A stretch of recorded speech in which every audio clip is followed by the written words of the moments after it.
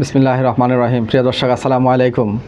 BD channel 4-এর আত্মশুদ্ধিমূলক আলোচনা অনুষ্ঠান শুদ্ধ মনের আজকের পর্ব 45তম পর্বে সুস্বাগতম।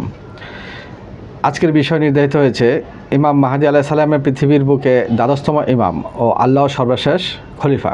এই বিষয়ে একটু আলোচনা করব। মানে আহলে বায়াতের এই পরম্পরা বা আহলে বায়াতের অন্তর্ভুক্ত, আর উনি একজন 12তম ইমামের 12তম ইমাম, 12 জন ইমামের সর্বশেষ ইমাম।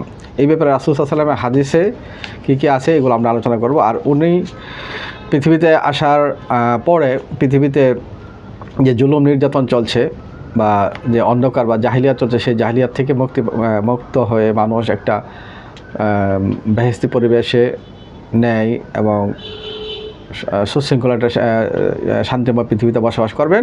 এই জন্য এই ইমাম মাহদী আলাইহিস সালামকে আল্লাহ পৃথিবীর বুকে প্রেরণ করবেন। উনি খেলাফত প্রতিষ্ঠা করবেন এবং রাসূল সাল্লাল্লাহু আলাইহি ওয়াসাল্লামের ইসলামের বিজয় এবং ইসলামের সুবাতাস বা সুশীতল ছায়াতলে সমস্ত মানুষকে আনয়ন করবেন।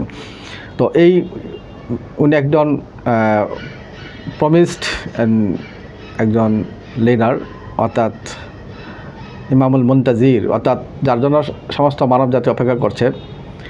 রাসূল সাল্লাল্লাহু আলাইহি ওয়াসাল্লামের অসংখ্য হাদিস রয়েছে এবং অন্যান্য ধর্মগ্রন্থ ওনার সম্পর্কে ইঙ্গিত রয়েছে। আখিরি জামানার বিষয়ে যখন আলোচনা হয়েছে তখনই ওনার একটা বিষয় চলে আসছে। আর পৃথিবী এখন জুলুম এবং নির্যাতনের দ্বার প্রান্তে। আমরা জানি যে ইহুদি, খ্রিস্টান এবং নাসারা এবং মুশরিকদের এবং নাস্তিকদের যে দাজ্জালের প্ররোচনায় বা দাজ্জালের ছত্রছায়ায় যে পৃথিবীব্যাপী যে জুলুম নির্যাতন চলছে, বিশেষ করে মধ্যপ্রাচ্যের ডেভিড কিংডম বা ইহুদিদের সেই তথাকথিত রাজত্ব প্রতিষ্ঠা করার যে নীল নকশা চলছে, সেই নীল নকশার কারণে একের পর এক দেশে আক্রমণ, একের পর এক মুসলমানদের দেশ, জানমাল, সহায় সম্পদকে ধ্বংস করা হচ্ছে। নির্যাতন, নিষ্পেষণ এবং হত্যাযজ্ঞের মাধ্যমে তারা একটি কালো অধ্যায় সৃষ্টি করছে। আর এই অধ্যায় থেকে বের করার জন্য আল্লাহ পাক ইমাম মাহদী আলাইহিস সালামকে পাঠাবেন। তো রাসূল সাল্লাল্লাহু আলাইহি ওয়াসাল্লাম ওনার সম্বন্ধে কী বলে আমরা একটু দেখি। 1 নম্বর হাদিস,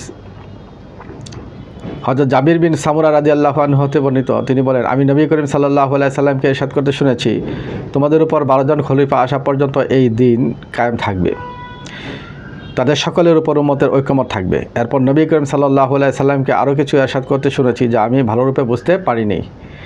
অতঃপর আমি আমার পিতার কাছে জিজ্ঞাসা করলাম, তিনি অর্থাৎ নবী সাল্লাল্লাহু আলাইহি সাল্লাম কী ইরশাদ করেছেন? পিতা আমাকে বললেন, নবী করিম সাল্লাল্লাহু আলাইহি সাল্লাম ইরশাদ করেছেন, তারা সকলেই অর্থাৎ 12 জনেই কুরাইশ বংশের হবেন, অর্থাৎ কুল্লুহুম মিন কুরাইশ, অর্থাৎ রাসূল সাল্লাল্লাহু আলাইহি ওয়াসাল্লাম বলছেন সবাই কুরাইশ বংশেরই হবে। তো 2 নম্বর হাদিসে আসি, হযরত জাবির বিন সামুরা রাদিয়াল্লাহু আনহু হতে বর্ণিত। তিনি বলেন, আমি নবী করিম সাল্লাল্লাহু আলাইহি সাল্লামকে ইরশাদ করতে শুনেছি, 12 জন খলিফার আগমন পর্যন্ত এই দিন ইসলাম বিজয়ী থাকবে। হযরত জাবির রাদিয়াল্লাহু আনহু বলেন, এই কথায় উপস্থিত লোক সকল উচ্চস্বরে আল্লাহু আকবার, আল্লাহু আকবার বলে ধ্বনি দিতে শুরু করলো। অতঃপর আমি নবী করিম সাল্লাল্লাহু আলাইহি সাল্লাম কি বললেন আমি কিছু বুঝতে পারি না। তখন আমি আমার পিতাকে জিজ্ঞেস করলাম, আব্বাজান তিনি কি ইরশাদ করেছেন? তখন তার পিতা বললেন, তিনি ইরশাদ করেছেন 12 জন খলিফা সকলেই কুরাইশ বংশের হবে। ওই একই কুল্লুহুম মিন কুরাইশ, অর্থাৎ সবাই কুরাইশ বংশেরই হবে। ইমাম সুয়ুতি সুন্নি যে ইমাম সুন্নি, আমরা যারা সুন্নি আহলে সুন্নাত ওয়াল জামাতের অনুসারী, আমরা ইমাম সুয়ুতির কিতাব তা ওনার তাফসির এগুলো আমরা পাঠ করি এবং উনি বলতেছেন, ইমাম সুয়ুতি রাহমাতুল্লাহ আল হাদি লিল ফাতওয়া গ্রন্থে আবু দাউদ শরীফের উপর বর্ণনা গবেষণা করতে গিয়ে বলেন, ইমাম আবু দাউদ স্বীয় কিতাব সুনানে আবু দাউদ গ্রন্থে ইমাম মাহদী আলাইহিস সালাম সম্বন্ধে একটি স্বতন্ত্র অধ্যায় বা চ্যাপ্টার বানিয়েছেন। এই অধ্যায়ের শুরুতে তিনি হযরত জাবির বিন সামুরা রাদিয়াল্লাহু আনহুর বর্ণনাটি উল্লেখ করেছেন, অর্থাৎ কতটুকু অথেন্টিক হইলে পরে উনি এই হাদিসটি ওনার উল্লেখ করেছেন। তো উক্ত বর্ণনা নবী করিম সাল্লাল্লাহু আলাইহি সাল্লাম ইরশাদ করেন, 12 জন খলিফা আগমন পর্যন্ত দিন ইসলাম কায়েম থাকবে, সেই সব খলিফার উপর আমার উম্মতের ঐকমত থাকবে। অপর একটি বর্ণনা রয়েছে, 12 জন খলিফা আসা পর্যন্ত এই দিন বিজয়ী থাকবে আর সকল খলিফাই কুরাইশ বংশের হবে। এটা ইমাম সুয়ুতি ওনার বর্ণনা করছেন। আচ্ছা, ইমাম আবু দাউদ এই স্বতন্ত্র অধ্যায়ের মাধ্যমে যেন ওলামাগণকে এই বাণীর প্রতি ইঙ্গিত করলেন যে ইমাম মাহদী হবেন এই 12 জন খলিফারই একজন। তো ইমাম সৈয়দি এই দ্বারা স্পষ্ট কথা স্থির করলেন যে ইমাম মাহাদি হবেন পৃথিবীর বুকে দ্বাদশতম বা সর্বশেষ ইমাম। কেননা ইমাম আবু দাউদ রহমতুল্লাহ আলাইহি ইমাম মাহাদি সম্পর্কিত পূর্বের প্রারম্ভে এই দুটি হাদিসের মাধ্যমে পুনরায় হযরত উম্মে সালামা রাদিয়াল্লাহু আনহা থেকে বর্ণিত নিম্নোক্ত হাদিস উল্লেখ করেছেন। আন উম্মে সালমা রাদিয়াল্লাহু তাআলা আনহা ক্বালাত সামি'তু রাসূলুল্লাহ সাল্লাল্লাহু আলাইহি ওয়াসাল্লাম ইয়াকুলুল মাহদী মিন ইতরাতি মিন ওয়ালাদিল ফাতিমা, অর্থাৎ ইমাম মাহাদি আগমন করবেন আমার বংশে, অর্থাৎ ফাতেমার বংশধর বা সন্তান হতে।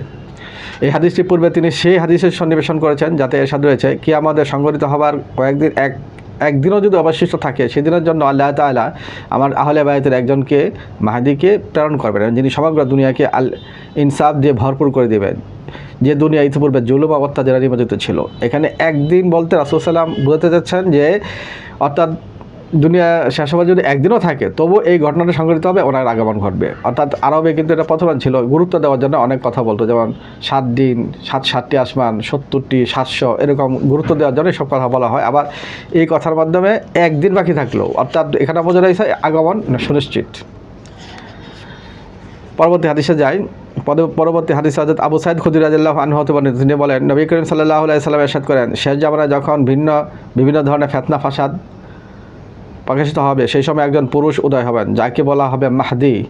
তার দান দক্ষিণা বেশ উপযুক্ত ও রুচিসম্মত হবে। আর ইয়েটা হচ্ছে রাসূল সাল্লাল্লাহু আলাইহি ওয়াসাল্লাম বলছেন যে রাজুলুন ইউকালু লাহু মাহদি, ওনাকে বলা হবে মাহদি, ইয়াকুনুল আতাআন ওয়া আতাহু হানিয়ান, অর্থাৎ এমনভাবে দান করবেন খুব লেভিসলি এক্সেসিভলি দান করবেন, অর্থাৎ দানের মধ্যে উনি কোনো কৃপণতা করবেন না। যেই হাত পাতবে বা যাকে দেখবেন উনি তুমি ইচ্ছামতো তোমার মতো নিয়ে যাও। তো চতুর্থ হাদিসে আসি, সেখানে ইমাম জহুরি হতে বর্ণিত, তিনি বলেন, সুফিয়ানের সৈন্যবাহিনী ও ইমাম মাহাদির সৈন্যদল যখন মুখোমুখি হবে ঠিক সেই মুহূর্তে আসমান হতে আওয়াজ ধ্বনিত হবে, সাবধান, অবশ্যই ইমাম মাহাদির অনুগামীরাই আল্লাহর বন্ধু। অর্থাৎ এখানে বলা হচ্ছে ইমাম জহুরি হতে বর্ণিত সুফিয়ান যে সুফিয়ানদের সম্বন্ধে রাসূলুল্লাহ হাদিস আছে আরও অনেক, যে ইমাম মাহাদির সাথে সম্মুখ যুদ্ধে এই সুফিয়ান এবং মুসলিম সে সিরিয়া থেকে একটা বাহিনী নিয়ে ইমাম মাহাদিকে ফেস করার জন্য আসবে। তখন মানুষ কিন্তু বুঝবে না যে ইমাম মাহাদি কোন দলে, মানে আসমান থেকে একটা আওয়াজ দেওয়া হবে যে আলা ইন্না আউলিয়াল্লাহি আসহাবেল ফুলান, অর্থাৎ ওই ব্যক্তির সাথে আল্লাহ ওলিরা আছেন, কারা, ইয়ানি মাহাদি, অর্থাৎ মাহাদি আলাইহিস সালাম। অর্থাৎ ওই ব্যক্তিরা অর্থাৎ ইমাম মাহাদি আলাইহিস সালামের অনুগামীরা হচ্ছে আল্লাহর বন্ধু, এবং ওই ব্যক্তি যার নেতৃত্ব দেওয়া হচ্ছে উনি হচ্ছে মাহাদি, অর্থাৎ তার অনুসরণ করো। অর্থাৎ এখানে সুফিয়ানিদেরকে অনুসরণ না করে ইমাম মাহাদিকে আলাদা করে বোঝানো হওয়ার জন্য, এবং মানুষের মধ্যে যেন এই ফিতনা মানুষ যেন বুঝে যায় যে আসলে কার অনুসরণ করতে হবে, কার সাথে থাকতে হবে।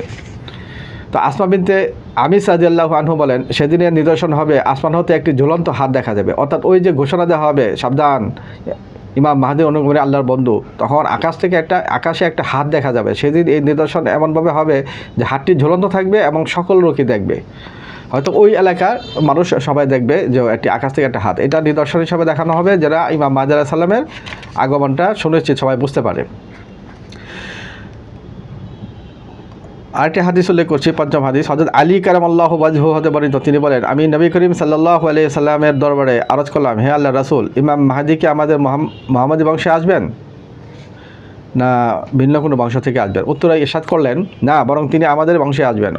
আল্লাহ তাআলা তাকে দিয়ে সেইভাবে দিন এর রাজত্ব সমাপ্ত করবেন যেভাবে তা আরম্ভ করা হয়েছিল আমার মাধ্যমে। আমাদের দিয়ে লোকজনকে ফিতনা থেকে পরিত্রাণ দেওয়া হবে যেভাবে তাদেরকে শিরক থেকে পরিত্রাণ দেওয়া হয়েছিল।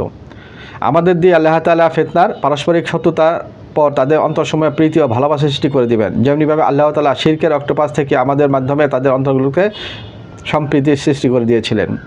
আমাদের মাধ্যমে ফিতনা ফাসাদ ও হানাহানির পর লোকেরা পরস্পর ভাই ভাই হয়ে যাবে, যেমনিভাবে তারা শিরকের হানাহানির পর দিন ইসলামের পরস্পরের ভ্রাতৃত্ববোধে আবদ্ধ হয়েছিল। সুবহানাল্লাহ। অর্থাৎ রাসূল সাল্লাল্লাহু আলাইহি ওয়াসাল্লাম ওনার জমানার সাথে তুলনা করে বারবার ইমাম মাহদী আলাইহিস সালামের কী করবেন এটা তুলে ধরছেন। অর্থাৎ কুরাইশ বংশ থেকে যেমন রাসূল সাল্লাল্লাহু আলাইহি ওয়াসাল্লামের আগমনের মাধ্যমে যে আয়ামে জাহিলিয়াত এবং শিরক এবং মুশরিকদের ফিতনা থেকে, শিরকের ফিতনা থেকে মানবজাতিকে টেনে বের করে আনলেন, ঠিক একইভাবে ইমাম মাহদী আলাইহিস সালাম এই কাজগুলো করবেন। রাসূল সাল্লাম বারবার এই বর্ণনা দিয়ে বুঝিয়ে দিয়েছেন হযরত আলী রাদিয়াল্লাহু আনহু থেকে।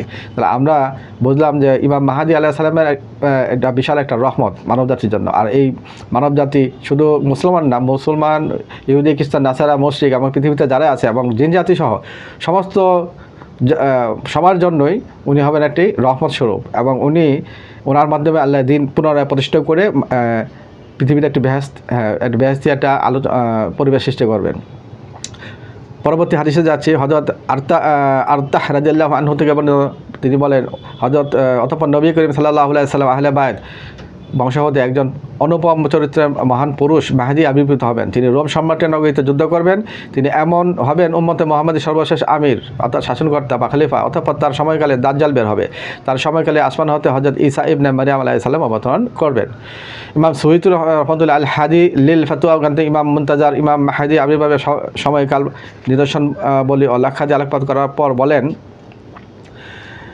এই নিদর্শন ও লক্ষণসমূহ আমি নঈম বিন হাম্মাদের কিতাব আল ফিতান থেকে সংগ্রহ করেছি। আর ফিতান, তিনি নঈম বিন হাম্মাদ হলেন হাফেজে হাদিসগণের একজন এবং ইমাম বুখারী শায়েখের ওস্তাদের মধ্যে একজন।